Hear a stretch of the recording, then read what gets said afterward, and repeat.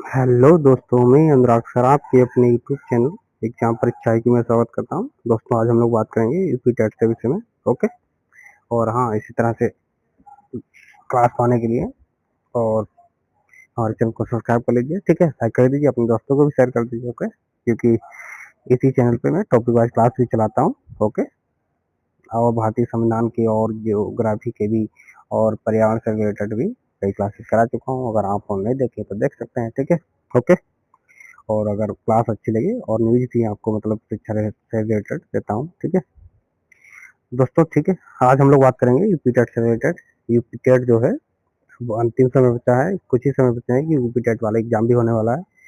तो कैसे चल रही है आप लोगों की तैयारी? आई होप अच्छी ही चल रही होगी, क्योंकि अब कम समय भी तो नहीं बचा है ना। अब केवल टाइम इतना भी नहीं बचा है कि ज़्यादा न्यू कुछ पढ़ सकें। तो मेरे हिसाब से तो अब जितना भी हो सके अब नया कुछ मत पढ़िए, और जितना हो सके केवल रिवाइज कीजिए टोटल। और जो भी अगर आप टेस्ट वोस्ट अब अगर दे रहे हैं तो बंद कर दीजिए बिल्कुल, क्योंकि अब टेस्ट देना कोई मतलब नहीं है, क्योंकि टेस्ट देने में टाइम बहुत जाता है। ठीक है, क्योंकि एक टेस्ट दो उसको 2-3 घंटे जाता है, उसके बाद में फिर उसका एनालिसिस करो, फिर जाते हैं 1-1.5-2 घंटे जाता है।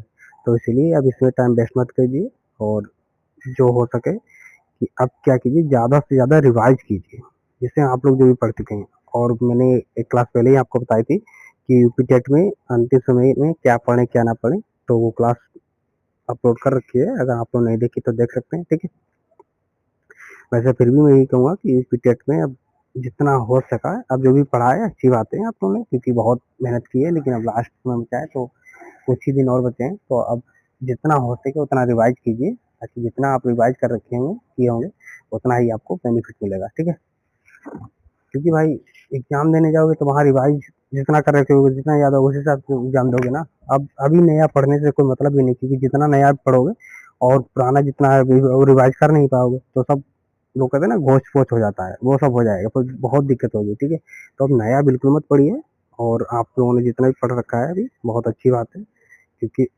सॉरी, क्योंकि अब अंतिम समय है। तो अब ये नहीं है, वैसे ये ना सोचो कि हमें ये नहीं आ रहा। और हाँ, एक बात और है, क्योंकि जितना भी हम लोग पढ़ते हैं तो बाद में ऐसा ही लगता है कि अभी कुछ नहीं पढ़ा है। ठीक है, तो आराम से अब जो भी पढ़ रखा है इतना अच्छा है, और हो सके अब जितना भी हो सके उतना रिवाइज कर लीजिए, ताकि ये जो समय है अब केवल रिवाइज करने का बचा है। ठीक है, तो अच्छे से रिवाइज कीजिए, 2 बार 3 बार हो सके, जो भी सब्जेक्ट है सारे रिवाइज कीजिए। देखो, अब जीके जीएस वाला है पोर्सन, वो तो उतना रिवाइज कर नहीं सकते हो। ठीक है, हाँ, जैसे सीटीपी वाला है वो रिवाइज कर लीजिए खूब अच्छे से, 2 बार 3 बार हो सके। और हिंदी वाला है जैसे पोर्शन, और संस्कृत है, इसे भी रिवाइज कर सकते हो 2-3 बार।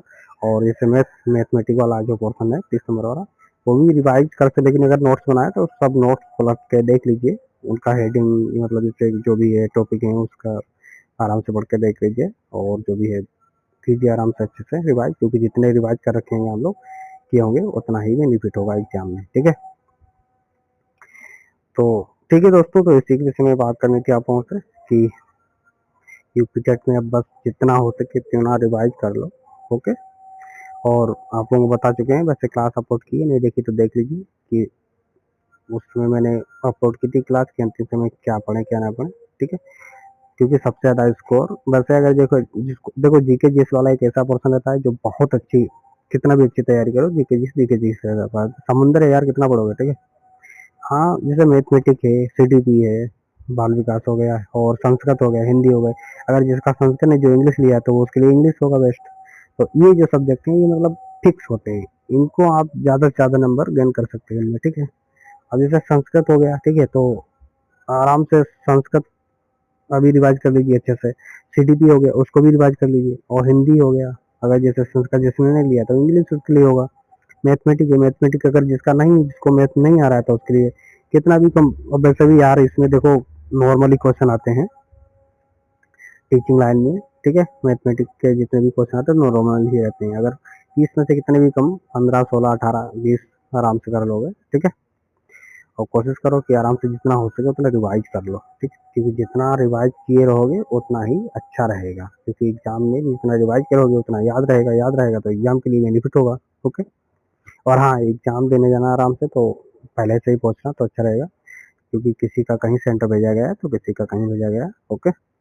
और अभी आप ज़्यादातर रिवाइज कीजिए सीडीटी हिंदी और संस्कृत, ठीक है, और अगर जिसका संस्कृत नहीं है इंग्लिश है तो इंग्लिश, ठीक है, और मैथमेटिक्स केवल प्रैक्टिस कीजिए आराम से। और जीके जिस वाला वो तो आराम से, अगर वैसे नहीं पढ़े हो तो मैराथन जो भी अगर कराया हुआ है तो मैराथन देख लीजिए किसी भी टीचर का। मैं किसी टीचर का नाम नहीं ले रहा हूँ कि इनकी देख लीजिए इनकी, लेकिन जिसकी भी आपको ठीक लगे उनकी देख लीजिए। मैराथन ही देख लीजिए आप जीके जीएस वाला। और मैथमेटिक्स अब जितना हो सके उतना प्रैक्टिस कर लीजिए। और हाँ, और अभी जो भी अगर आप टेस्ट अब दे रहे हो तो टेस्ट देना बंद कर दीजिए, ठीक है, क्योंकि अब टेस्ट देने से कोई मतलब नहीं है, क्योंकि अब बहुत टाइम रहेगा आपका। तो अब केवल जितना टाइम बचा है उतना उसको अब केवल उस टाइम को केवल रिवाइज करने में लगाओ और कुछ नहीं, ठीक। ओके, ठीक है दोस्तों, तैयारी कीजिए आराम से अच्छे से, क्योंकि यूपी टेट के बाद उम्मीद है, संभावना है कि वैकेंसी आ सकती है यूपीपीआरटी। वैसे भी 6 से 7 साल हो गए हैं, उम्मीद ही कर रहे हैं हम लोग। ओके, लेकिन फिर भी 27 से पहले वैकेंसी आपको एक वैकेंसी देखने को मिलेगी यूपीपीआरटी की। कितने पदों पे मिलेगी वो पता नहीं, लेकिन वैकेंसी आई ये कंफर्म है, ठीक है। तो यूपी टेट को अच्छे से दीजिए, ठीक है, ताकि यूपी टेट को आप लोग पास कर लो, ताकि सुपर टेट में बैठ सको, क्योंकि यूपी टेट जब पास होगे तभी सुपर टेट में बैठने को मिलेगा, ठीक है। ठीक है दोस्तों, तो आज के लिए इतना रखते हैं, मिलते हैं नेक्स्ट क्लास में। आप लोगों का बहुत बहुत धन्यवाद, थैंक यू सो मच।